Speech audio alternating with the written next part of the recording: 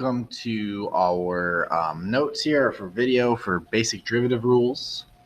So if you look right here, here's a whole list of really basic derivative rules. Kind of look at it like the derivative of a constant, for instance, is 0, which makes sense because derivative again means slope. What's the slope of a constant? A constant is a horizontal line.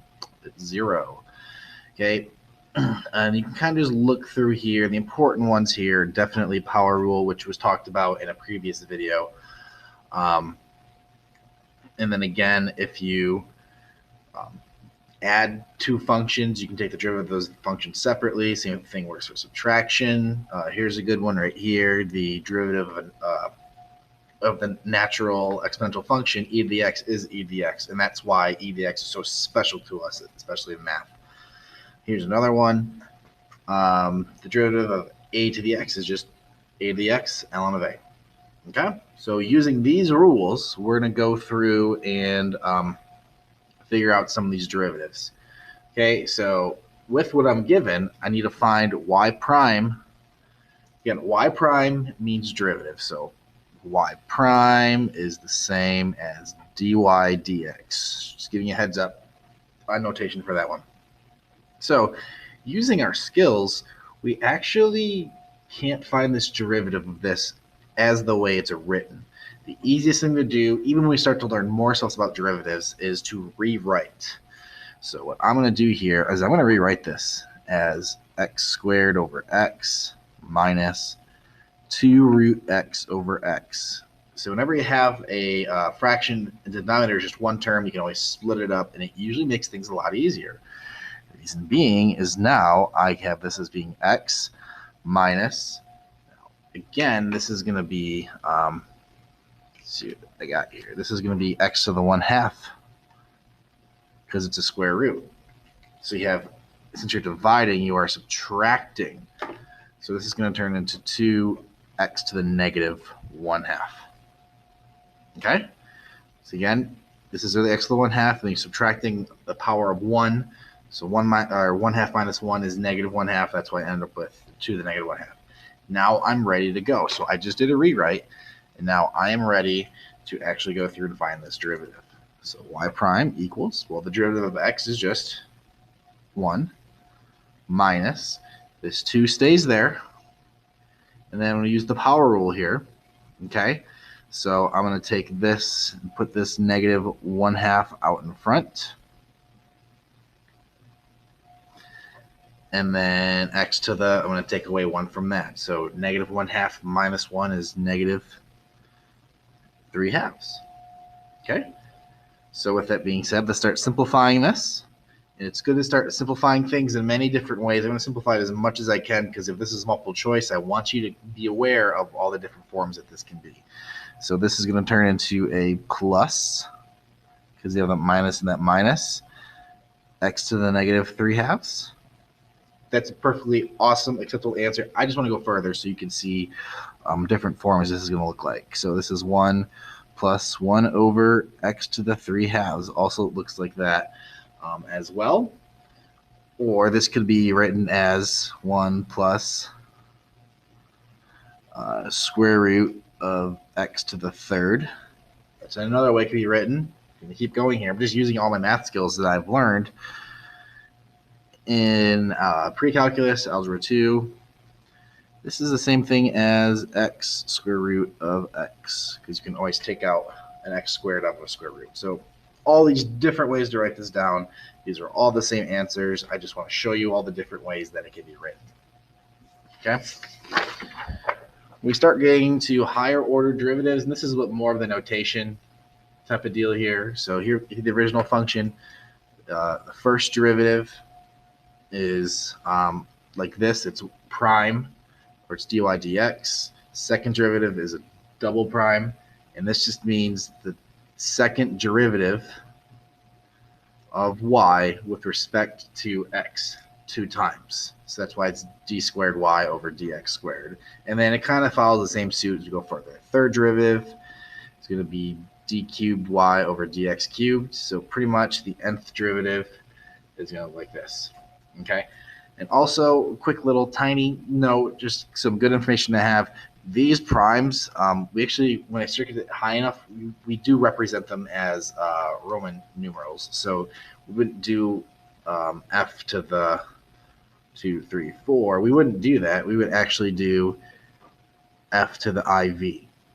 Okay. Or sometimes what will happen, some textbooks will do this, is f to the parentheses 4. With how it's supposed to be a 4. I wrote it tiny. Kind of like how this is written right here. So just be aware of all those different notations.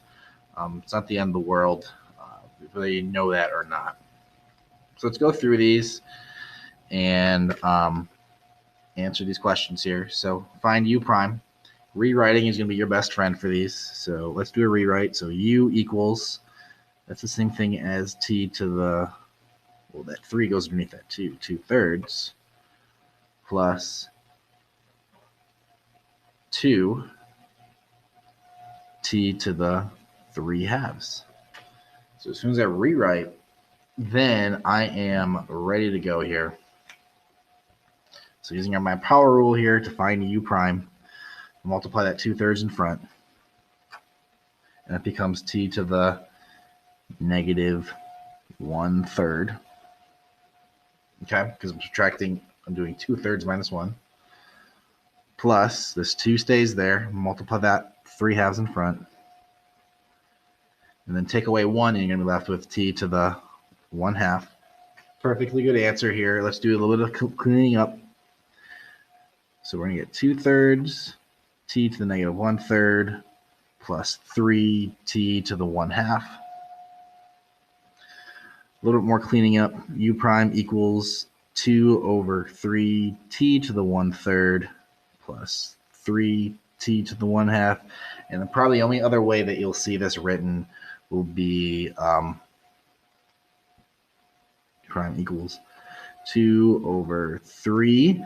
And this is going to be a cubed root of t plus 3 square root of t. Again, as you're going through these problems, you don't need to worry about rewriting it as much as you can.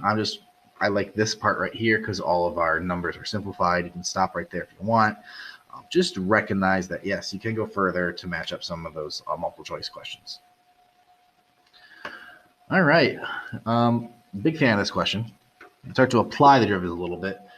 For what values of x does the graph have a horizontal tangent? Horizontal tangent means a slope of 0, a 0 slope, which means that our derivative is equal to 0. So first off, we're going to find our derivative. This one does not require any rewrite. Use this color. So I'm going to find f prime. So f prime of x is equal to, well, power rule this one, so 3x squared, power rule plus 6x plus 1. And we're going to set this equal to 0.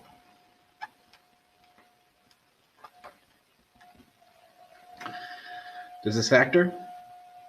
You wish, it does not. So this is actually going to have to be a quadratic formula problem. So in case you didn't know or forgot, this is our quadratic formula. And you're going to plug everything into here to solve for x here. So x is equal to negative 6 plus or minus 6 squared, which is 36, minus 4 times 3 times 1, which is 12, all over 2 times 3, which is 6. So it's going to give me negative 6 plus or minus 24 all over 6, which is going to be, just do this right up here, which is going to be negative 6 plus or minus, let's see here, a 4 comes out of there. So a root 4 comes out, so it'll be 2 root 6 all over 6. And then top has a GCF of 2. And because it has a GCF of 2, I can cancel out, I can divide everything by 2 here because it would cancel out to the bottom. So divide that by 2, that by 2, that by 2, and I get my final answer of negative 3 plus or minus root 6 all over 3. So we're using some of those old skills that you knew in previous math classes. Last problem here. So let's find, this says find the fourth derivative at 1, and we did do a video on this previously, what this notation looks like on the calculator at least. So fourth derivative at 1, and where y is equal to this right here. So I need to find the fourth derivative. All right. So as I go through this, I'm going to do a quick rewrite because this doesn't look like any of my rules from my previous page. But I do know that I can rewrite this as 6x to the negative 4. So now I'm going to start to go through and find the first, second, third, and then finally fourth derivative. So y prime is equal to negative 24 x to the subtract 1 x to the negative 5. Y double prime, negative 5 times negative 24, positive 120 x to the negative 6. Y triple prime is equal to negative 720 x to the negative 7.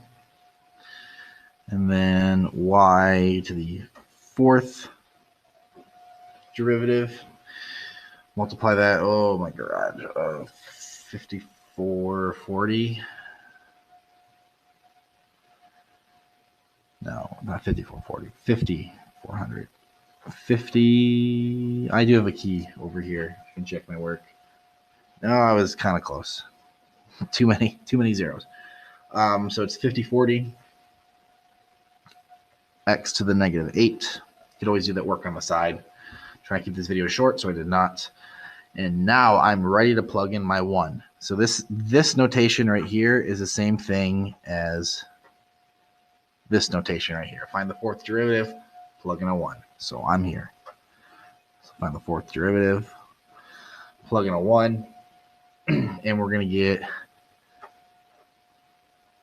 this right here, and that answers my final question on these notes.